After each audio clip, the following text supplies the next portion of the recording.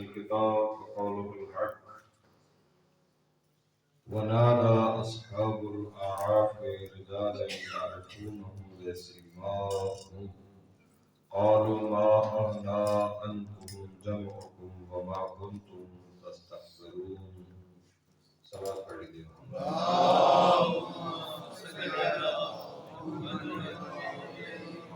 سورہ مبارکہ اعراف جو کہ چھٹا سورہ ہے قرآن کا، اس میں دو آیات جو وجود پر برکت و نورانی حضرت حجت علیہ السلام کی طرف اشارہ ہے،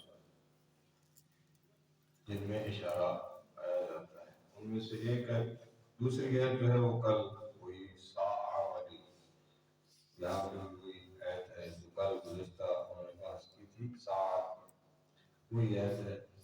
آج آپ کو یہی والی آیت جو ہے نا تلاوت جو کی ہے اس کی ضمن میں جو معلومات ہے وہ عرض کی جائے گی.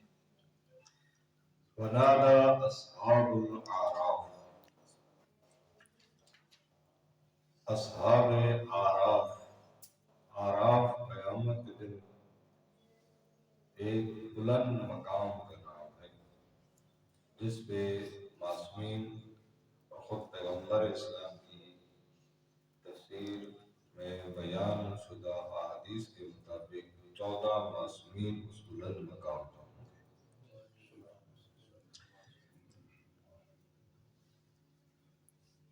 رجالا یعرفونہم بسیماہم، بلند مقام پہ کچھ مرد ہوں گے جو محشر میں لوگوں کو ان کے چہروں کے ساتھ پہچان لیں گے کہ کون جنتی ہے اور کون جنتی. قالوا ما اغنى عنكم جمعكم وما كنتم تستكبرون، اور وہ کہیں گے کہ اب نہ تو تمہارا اجتماع کام آیا، یعنی جو تم نے حجت خدا اور رسول اور قرآن اور خدا کے خلاف اجماع کیا تھا، اجتماع کیا تھا، جمع ہوئے تھے، نہ وہ تمہارے کام آیا، اور جو تم اللہ کے مقابلے میں تکبر کرتے تھے نہ وہ کام آیا. یہ کون ہے رجال اصحاب اعراف؟ کون ہے؟ حضرت مہدی اور ان کے معصوم ابا و اجداد اصحاب اعراف ہیں. سلمان قندوزی، حنفی قندوزی، اہل سنت کے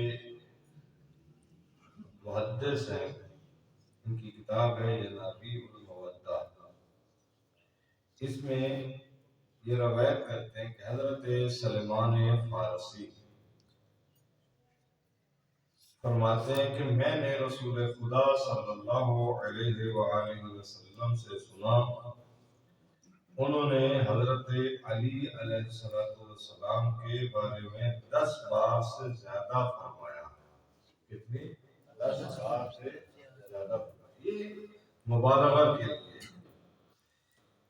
کہ اے علی، آپ اور آپ کی اولاد میں سے جو اوصیاء ہیں جنت اور دوزخ کے درمیان میں آرام ہے، وہی آرام ہے، اور انتہائی توجہ طلب، جو ہم ادھر ادھر کی ہانکتے ہیں، ادھر ادھر کی ہانکنے سے بہتر ہے کہ خود معصوم سے سنا جائے. معصوم نے کیا کیا؟ پیغمبر فرماتے ہیں کہ اور یہ اور توجہ رکھیے گا، نہیں داخل ہوگا جنت میں مگر وہ شخص جس نے آپ کو پہچانا. جنت میں وہی جائے گا جو قیامت کے دن مولا کائنات اور ان کے 11 بیٹوں جو کہ 12 جانشین ہیں پیغمبر کے، ان کو پہچان لیتا. کیا صرف ہماری پہچان سے جنت مل جائے گی؟ پیغمبر فرماتے ہیں اور آپ بھی اسے پہچان لیں کہ یہ ہمارا ہے.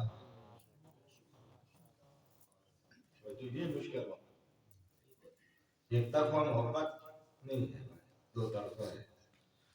آپ بھی پہچانے کہ یہ ہمارے امام پر حق ہے، اور امام پر حق بھی پہچانے کہ یہ دنیا میں ہمارا آپ ہے.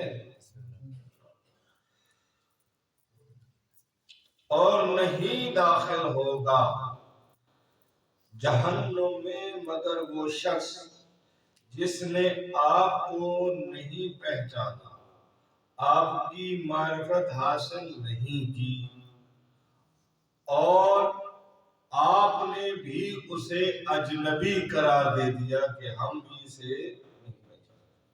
یعنی قیامت کے دن جنت میں ہو جائے گا، المختصر سے یہ جملہ، جنت میں ہو جائے گا جسے علی پہچان لیں گے کہ یہ دنیا میں 12 ائمہ کا عقیدہ رکھتا تھا، اور جسے کے بارے میں علی علیہ السلام کہہ دیں گے کہ یہ ہمارا نہیں ہے، تو وہ جنت میں نہیں جا سکتا. دنیا میں بھلے ہو دعوے، دعووں سے کام نہیں چلتا، دعووں سے کام آگے بڑھانا پڑتا ہے. صلوات پڑھ لیجیے محمد.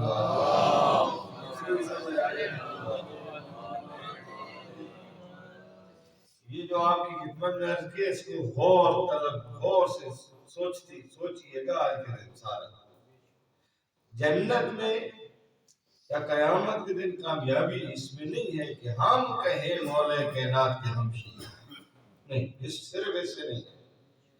مولا کائنات بھی فرمائے کہ یہ ہمارے ہیں تب کامیابی ہے. میرے اور آپ کے کہنے سے کامیابی نہیں ہے. ادھر سے بھی جب آئے گا تو پھر معاملہ سیدھا ہوگا. اچھا ایک بات بتائیے بھائی، دشمن کی ناک رگڑنا ہو، یہ تو معقول آپ نے سنا ہوگا، دشمن کی ناک رگڑ دی. ہمارا سب سے بڑا دشمن کون ہے؟ شیطان. تو شیطان کی ناک کیسے رگڑے؟ شیطان کی ناک رگڑنی چاہیے نہیں رگڑنی چاہیے؟ پہلے رگڑنی چاہیے نا. کیسے رگڑے؟ تو جو کام معصوم بتائیں کہ اس کام کے کرنے سے آپ شیطان کی ناک کو رگڑ رہے ہوتے ہیں، تو کیا کوئی شک و شبہ رہتا ہے؟ کوئی شک و شبہ نہیں رہتا. آج آپ کی خدمت میں یہی تلاوت کرنا ہے. آقا امام زمانہ اجل اللہ تعالی شریف فرماتے ہیں کہ ما ارغم انف الشیطان افضل من الصلاۃ. امام زمانہ اجل اللہ تعالی فرجہ الشریف ارشاد فرماتے ہیں کہ شیطان کی ناک رگڑنے کے لیے سب سے افضل عمل نماز ہے. نماز کے ذریعے سے شیطان کی ناک کو رگڑو. ہم نماز ہی نہ پڑھیں، معاملہ تو گڑبڑ ہو جائے، پھر تو شیطان سے تو تھوڑا بہت تعلق داری بن گئی نا. امام سے تعلق ٹوٹ رہا ہے اور پھر ادھر بن رہا ہے. امام سے تعلق بنانا ہے تو معصوم ارشاد فرما رہے کہ شیطان کی ناک رگڑنی ہے، کہ شیطان کبھی بھی آپ کے سامنے کھڑے ہو کے آپ کو گمراہ کرنے کی کوشش نہ کرے. یاد رکھ لو بہترین عمل نماز. فصلیہا، رسول فرماتے ہیں بس نماز پڑھو. وَأَرْغَمَ أَنْفَ الشَّيْطَانِ، اور شیطان کی ناک کو خوب رگڑو، خوب رگڑو. کس کے ذریعے سے؟ نماز. مولا کائنات کے جملے قرۃ عین، میری آنکھوں کی ٹھنڈک ہے. جو علی کی آنکھوں کی ٹھنڈک ہو، وہ کیسے ممکن ہے کہ شیعہ کی آنکھ کی ٹھنڈک نہ ہو؟ کیسے ممکن ہے علی کا مرید وہ عمل نہ کرتا ہو؟ ممکن نہیں ہے. دوسری ہے کیا ذرا تھوڑا سا معاملہ سخت ہے، اس لیے میں نے جلدی سے قرآن کی آیت کو تمام کیا۔ دوسرا، معصوم کا کس معصوم کا؟ جس کی ہم ریت ہے، امام زمانہ صلی اللہ تعالی آواز بلند صلوات پڑھ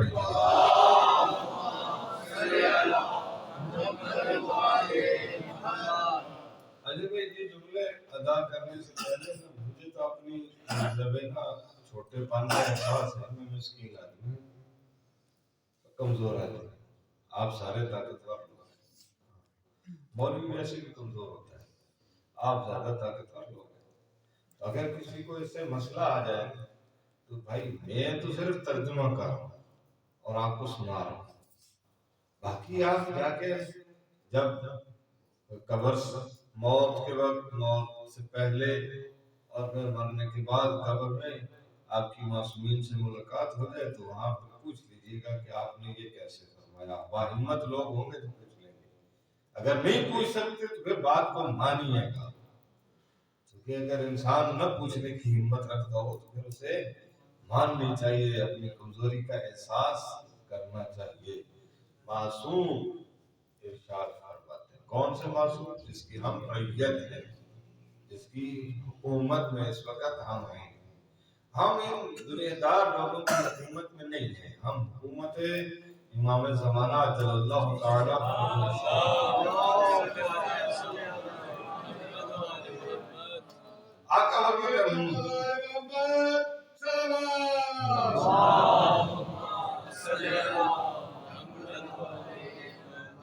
آقا فرماتے ہیں کہ ملعون ملعون من اخر الغداۃ الى ان تنقضي النجوم۔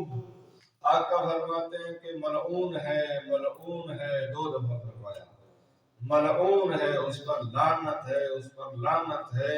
کون؟ جو صبح کی نماز کو اتنا مؤخر کرے کہ ستارے آسمان سے ڈوب جائے، وقت پہ صبح کی نماز نہ پڑھنے والا امام کی نگاہ میں ملعون ہے۔ اللہ جانے جو نماز کو پڑھتا ہی نہیں ہے اس کا کیا حال ہوگا، اور اللہ جانے جو نماز کا مذاق اڑاتے ہیں وہ کیا کریں گے۔ اللہ جانے جو نماز کو حقیر سمجھتے ہیں ان کا کیا بنے گا۔ مشکل ہے نا مرحلہ، گپیں شپیں تو ماشاءاللہ ہے ہمارے پاس، ادھر سے ادھر، ادھر سے ادھر، یہ گپوں شپوں والا دین نہیں ہے، دین الہی نظام ہے۔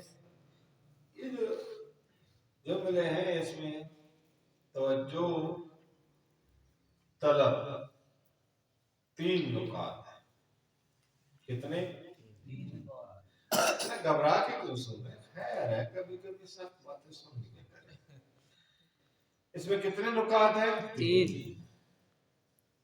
نمبر ایک، فضیلت کا وقت، نماز کی ایک فضیلت کا وقت ہے۔ فضیلت کا وقت وہی نماز کا اول وقت ہے، اول وقت میں نماز پڑھو۔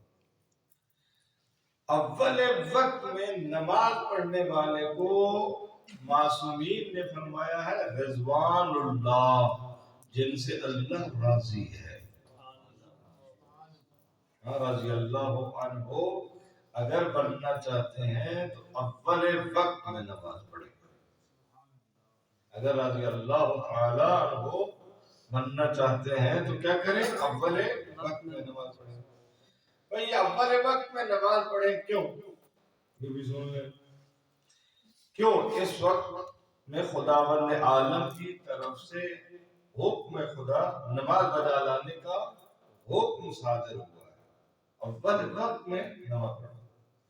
لہذا احکام الہی کو جتنا جلدی ممکن ہو سکے انجام دینا اللہ کو پسند ہے، ہمیں اپنے خالق و مالک کی پسند کو دیکھنا ہے۔ توجہ فرمائیے گا، خالق و مالک کسی کا محتاج نہیں ہے، اور ہم سب کے خالق و مالک کے محتاج ہیں، ہم محمد والے محمد کے بھی محتاج ہیں۔ توجہ ہے، ہم محمد والے محمد کے بھی محتاج ہیں، اللہ کے بھی۔ نماز در حقیقت ایک محدود موجود، ہم محدود موجود ہیں، جن کی حدیں اتنی بڑی نہیں ہیں، چھوٹی چھوٹی حدوں والے ہیں۔ گھر ابھی یہاں بیٹھے تو گھر کا پتہ نہیں، ہم گلی میں ہوں گے تو مسجد کا پتہ نہیں ہوتا، اگر دفتر چلے جائے تو جناب گھر کا پتہ نہیں ہوتا، گھر ہوں تو دفتر کا پتہ نہیں۔ محدود وجود ہے نا، یہ کمزور وجود، اور بالکل محتاج وجود کا رابطہ ہے خالق کائنات کے ساتھ۔ یہ نماز ذریعہ بن رہی ہے محدود وجود اور محتاج وجود کا وجود حقیقی کے ساتھ ربط کا بہترین ذریعہ کیا ہے؟ نماز۔ مولا کائنات سے جیسے کسی نے پوچھا یا امیر المومنین آپ کو جنت میں رہنا زیادہ پسند ہے یا مسجد میں؟ فرمایا مسجد۔ کہاں پر رہنا پسند ہے؟ سوال کیا آقا جنت میں کیوں نہیں؟ فرمایا جنت میں میں علی خوش ہوں گا، مسجد میں میرا اللہ خوش ہوتا ہے۔ تیسرا جملہ، نماز کو جلدی کیوں پڑھیں، بر وقت کیوں پڑھیں، اپنے وقت میں کیوں پڑھیں؟ میری اور آپ کی نماز بس ایک پریکٹس ہے جو معصوم نے کی ہے، ہم اس کے مطابق کرتے ہیں، ایسے ہے یا نہیں؟ بات یہ سمجھ آ گئی، پریکٹس ہے جو ہم کرتے ہیں، جیسے معصوم نے کی ہے ویسے ہم کرنے کی کوشش کرتے ہیں۔ امام زمانہ چونکہ اول وقت میں نماز پڑھتے ہیں تو اللہ امام کی تو نماز قبول کرتا ہے، امام کی برکت سے اول وقت میں نماز پڑھنے والے کی نماز کو بھی اللہ قبول کر لیتا ہے۔ اول وقت میں نماز پڑھے تاکہ امام کی نماز کے ساتھ آپ کی نماز بھی۔ دوسرا نقطہ جو تین نتیجے نکلتے تھے، دوسرا نقطہ آخر وقت تک نماز کو مؤخر کرنا، جیسے ہوتا سستی زور کی اذان ہوگی چلو پڑھ لیتے ہیں، اچھا پھر گھنٹہ گزر گیا چلو پڑھ لیتے ہیں، اچھا آدھا گھنٹہ رہ گیا اب جلدی جلدی وضو کیا نماز پڑھی، قضا ہونے سے پہلے پہلی نماز پڑھی۔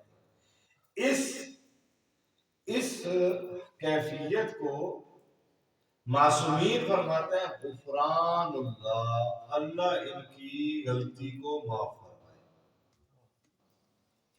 یہ وہ لوگ ہیں جن کی غلطی کو اللہ معاف فرما دے گا۔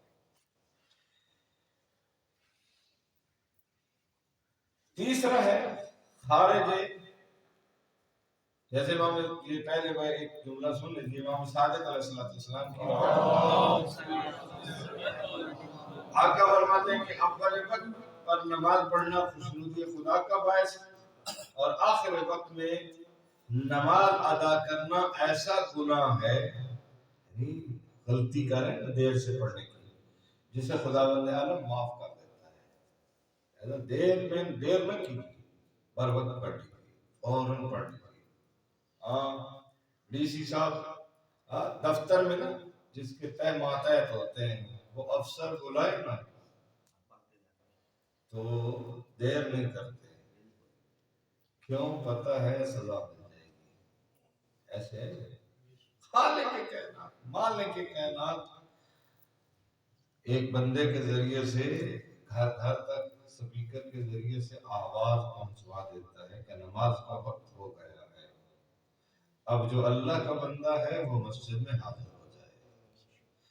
مسجد میں حاضر نہیں ہو سکتا، گھر میں مصلی بچھا لے یا جہاں پہ بھی ہے مصلی بچھائے اور بر وقت نماز ادا کرے۔ جو ادا بر وقت نہیں کرتا مؤخر کرتا ہے، نماز تو اس کی قبول ہو جاتی ہے اور اللہ اس کی اس غلطی کو بھی معاف کر دیتا ہے، اس لیے کہ وہ کریم ہے، رحمان و تیسری ہے خارج وقت میں نماز پڑھنا، قضا کر دی، توجہ فرمائیے گا، قضا کر دی، نماز کا وقت گزرنے کے بعد نماز پڑھنا جس کو اصطلاح میں قضا کہتے ہیں، یہ قضا نماز جو ہے، مثلا مثال دے کے سمجھاتا ہوں تاکہ بات واضح ہو جائے اور اس کی بھی بات ختم۔ ابھی آج صبح کی نماز ہے، یہ صبح کی نماز وقت چل رہا ہے، نماز بھی پڑھی، سورج طلوع ہو گئے، اب یہ کہتا ہے میں نماز پڑھوں، وضو کیا ایسے ہے، کیا یہ وہی نماز پڑھ رہا ہے جو صبح کی ہے؟ وقت ہی ختم ہو گیا، وقت ہی ختم ہو گیا۔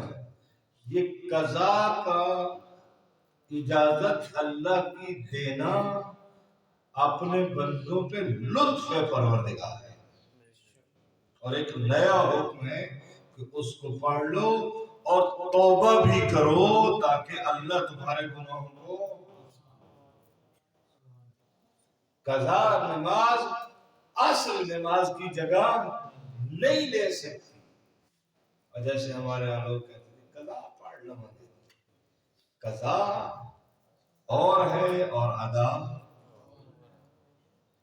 امام کی رعیت میں رہنے والا انسان، امام کو یاد کرنے والا انسان، وہ پہلے والا جملہ کہ اپنے سے شیطان کو دور بھگانا ہے، اس کی ناک رگڑ رگڑ کے دور بھگانا ہے تو نماز بر وقت ادا کی جائے۔ خدا و تعالی توفیق رحمت فرمائے ہم بر وقت نماز ادا کر سکیں۔